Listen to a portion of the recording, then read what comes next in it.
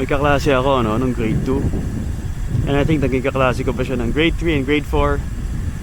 Basta multiple years nung elementary. Pangalan niya Ferdinand.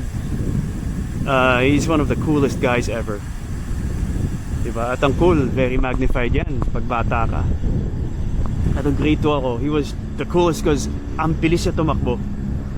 Pinakamabilis siyang tumakbo sa grade level namin. At the very least, probably the fastest runner in school pa.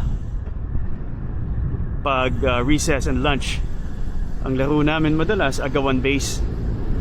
And he's just the fastest runner. Pag nagkakampihan na, almost sure win kapag kakampi mo si Ferdinand. So cool na to this day naalala ko pa rin siya. Ang bilis tumakbo.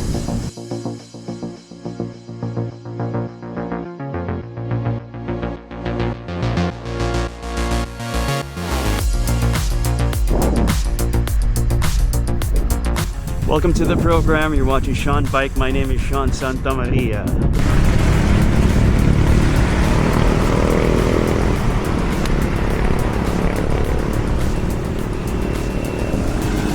Mataas daw ang heat index today. But it's still early, 6:22 in the morning. Still early for me to feel it, no?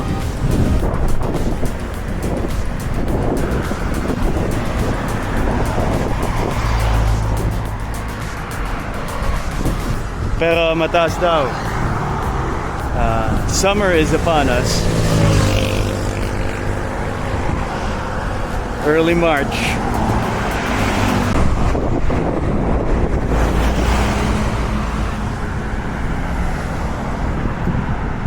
So heat index. Naisip ko lang, meron bang cool index? The opposite. Sorry, that's how my brain works. Cool index. Think about the coolest people that you know. What do they do? What makes them cool? Let's talk about cool index.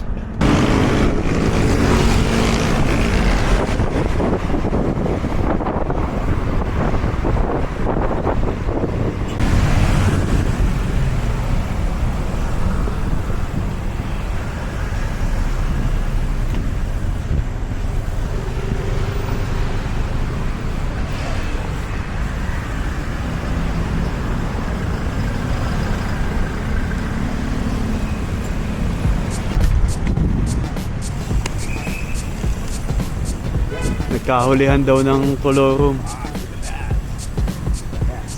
Yes. Kapag nasira, benta. Benta sa inspirational people like us. Yan, oo.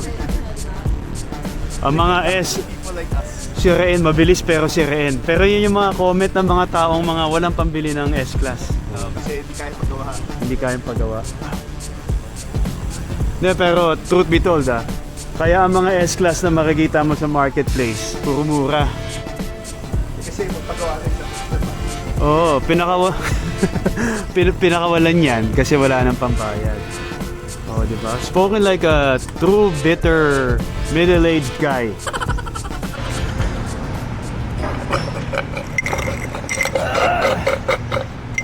Mas simple si Vince. Mas simple, di ba? At mas kalat yung knowledge, di ba? So pinaghalo nila, di ba? Portuguese and Chinese. Ano tawag? Portuguese.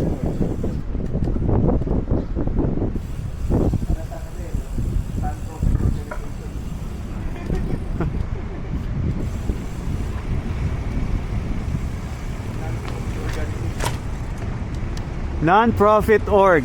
We will wash your money for you. We will wash your money for you.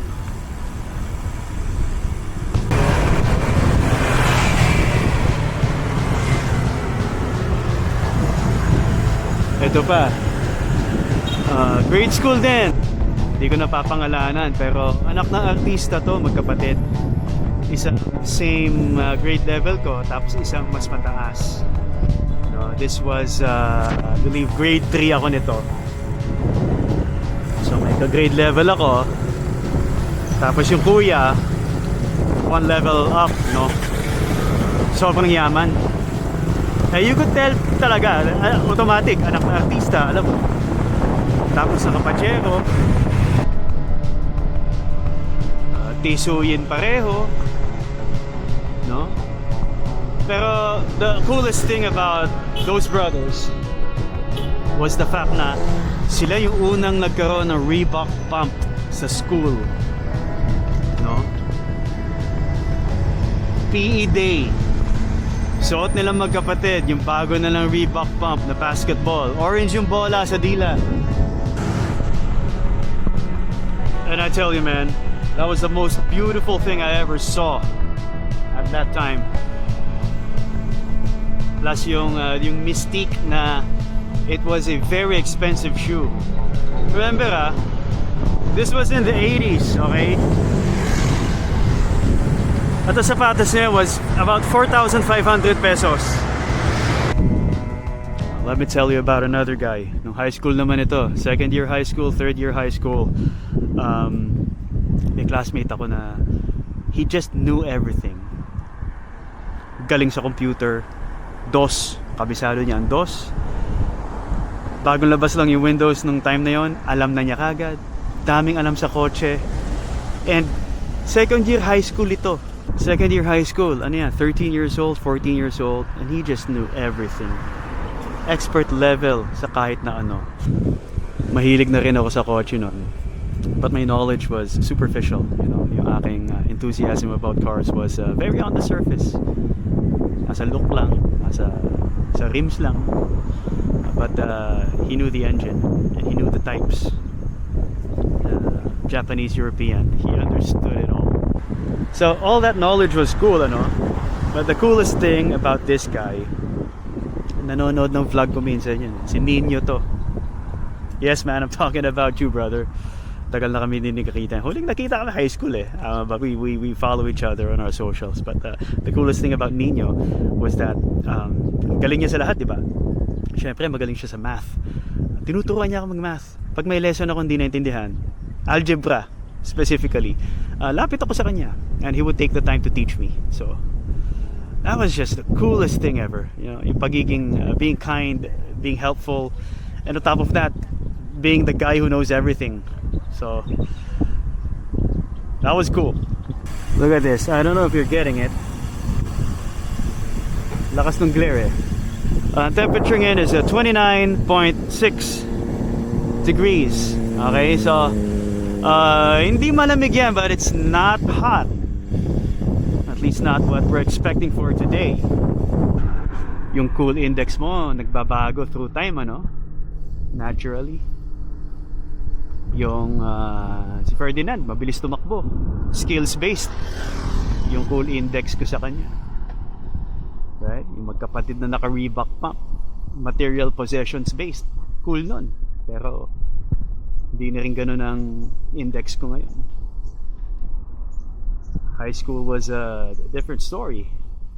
Kakaedad ka na, nagkakaisip ka na ng mas mature. Ang cool sa akin these days, yung kindness, confidence. Think of a person na confident pero hindi arrogante.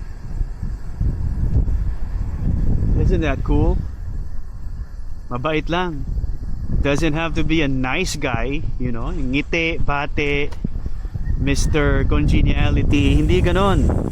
You don't have to be a nice guy, but you can be this nice, confident, kind, soft-spoken person lang. Gentle, you know. Mabait na tao, hindi mayabang. Calm and collected, pero may ibubuga. Intelligence is cool, man.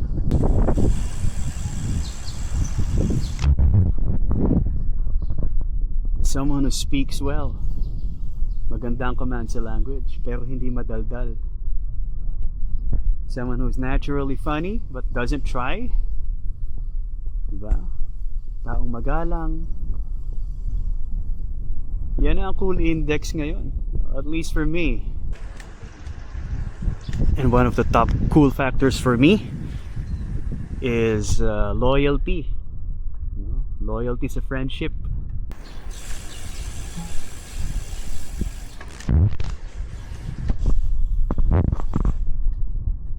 Isang classic example. Do you defend your friend when he's not there? Diba?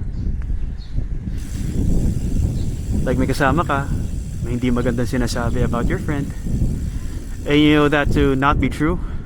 Do you defend your friend in his absence?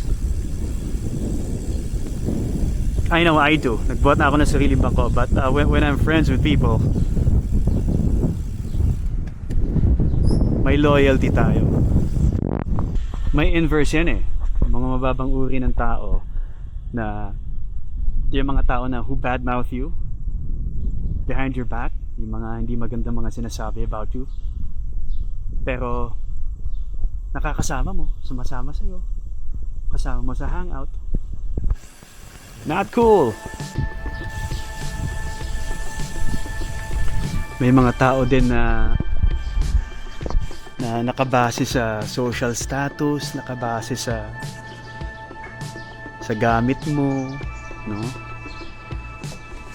Yung pagsama nila sa'yo, whether we like it or not, may ganyan talaga.